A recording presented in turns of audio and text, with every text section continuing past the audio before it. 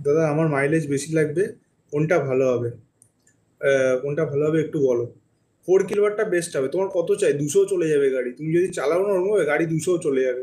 180 তোমাকে original range বললাম, একদম একদম কাস্টমারের মুখে মুখে মুখে ইয়ের বলার রেঞ্জ বলিনি আমি। 180 পেয়ে যাবে।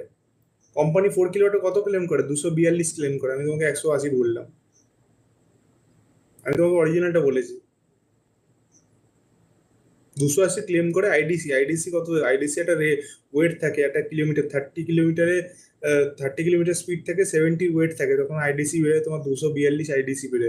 আমি তোমাকে 180 বলছি, কাস্টমার চালিয়েছে, জোরে চালায় গাড়ি।